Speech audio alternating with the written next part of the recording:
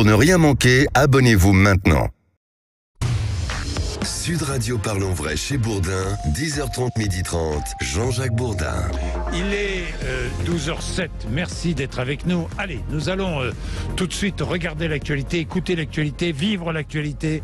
Vous êtes sur Sud Radio, c'est pas compliqué. La rencontre avec Elisabeth Borne a duré moins d'une heure entre les syndicats et Elisabeth Borne ce matin. Eh bien, nous avons un invité qui était dans le bureau d'Elisabeth Borne. C'est François Omril, le président de la CFE-CGC. François Omril, bonjour. Bonjour, bonjour. Ça a duré combien de temps, François Omril ? Vous l'avez dit, ça a duré 1 heure. Vous êtes bien informé, visiblement. 1 heure. Vous êtes entré dans le bureau. C'est Elisabeth Borne qui a pris la parole en premier ? Oui, alors c'était pas le petit bureau, bien sûr. Hein, oui, c'était la salle de réunion, puisqu'il y avait quand même pas mal de personnes.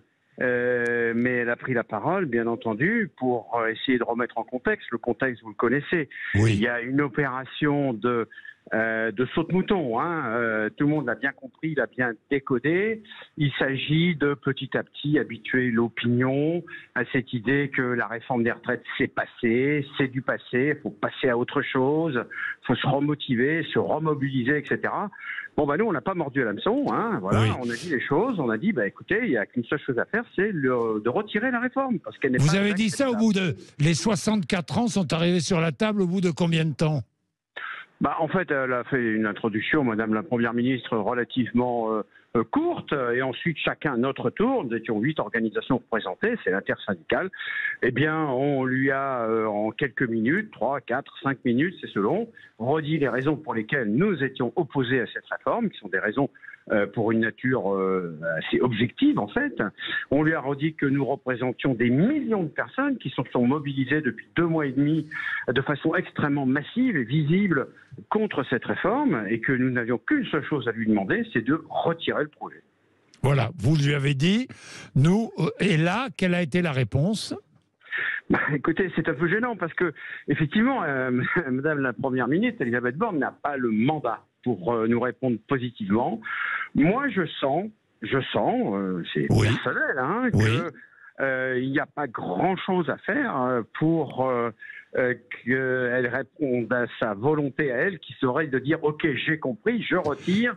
Je suis raisonnable, je suis responsable. Vous voulez dire, attendez François Omril, c'est très important, vous voulez dire que vous avez senti qu'Elisabeth Borne était plutôt favorable à un retrait ou peut-être à une solution qui de discussion après le retrait, mais que au-dessus d'elle, il n'y avait pas cette volonté.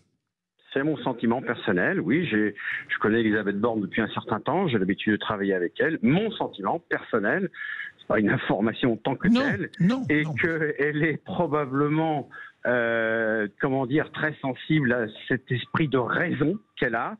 Je crois, sincèrement, qui est de dire, effectivement, il n'y a pas d'autre option que de retirer la réforme, mais très clairement, elle n'a pas le mandat pour ça. Elle a un ordre de l'Élysée qui est de ne rien lâcher sur le sujet. Voilà. D'ailleurs, elle a déclaré après la réunion, j'ai entendu les désaccords.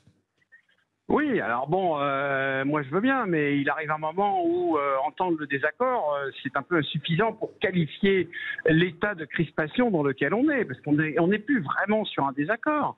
On est sur un projet de réforme qui a été démonté par partie, comme on dit, il n'existe plus rien à l'appui de la justification de cette réforme, tant dans ses motivations que son impact. Nous, on a démontré que cette réforme non seulement ne servait à rien, mais qu'en plus qu'elle allait probablement coûter plus cher que ce qu'elle n'allait rapporter. Donc on est dans la pure idéologie, dans la continuation de la violence institutionnelle qu'on a dû subir, qui est d'imposer aux Français une réforme dont ils ne veulent pas. François Omril, dernière chose, j'avais tout à l'heure sur le plateau Philippe Vigier, qui est député MoDem, qui est membre de la majorité, et qui rappelait la proposition que faisait le MoDem d'une médiation. On suspend la réforme et on engage une médiation. Vous êtes d'accord ? Vous seriez d'accord ou pas ? Moi, je trouve que l'idée, elle n'est pas mauvaise. Parce que, si vous voulez, moi, je suis très sensible au fait on n'arrête pas de nous répéter, écoutez, gouvernement, la réforme est nécessaire. Et moi, je vais vous dire que moi, je ne le supporte pas, ça. Moi, je représente des gens qui pilotent des centrales nucléaires, qui construisent des hélicoptères, qui sont des techniciens, des agents de maîtrise, des cadres de haut niveau. Et nous, on est capable d'analyser les chiffres, tout autant capable que n'importe quel conseiller de Matignon, d'importe quel ministère. Et moi, je suis fatigué d'entendre des gens nous prendre de haut avec cet argument d'autorité qui est de dire cette réforme est nécessaire, etc. Blablabla. Ben en fait non, tout ça c'est du blabla. Nous les chiffres on les connaît, on les manipule, on est en responsabilité dans les organismes qu'on gère. Et en fait on supporte plus cet argument d'autorité. Et pour le coup, se remettre entre les mains de gens qui seraient des autorités, mais des vraies autorités scientifiques sur le sujet, ce serait pas inintéressant parce que pour le coup, l'argument du gouvernement de prétendre contre nous, contre l'évidence que cette réforme est nécessaire, moi je pense serait assez facilement démonté.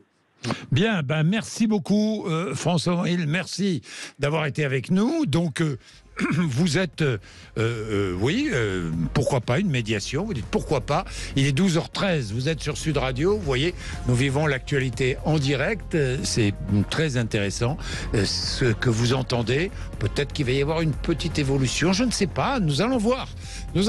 Pendant ce temps-là, le président de la République est en Chine, donc c'est pas de Chine qu'il va tout de suite apporter une réponse. Il est 12h13, demain mobilisation, grève, 12h13, vous êtes sur Sud Radio. Allez, nous allons essayer de comprendre et d'expliquer quels sont les chefs d'inculpation concernant Donald Trump.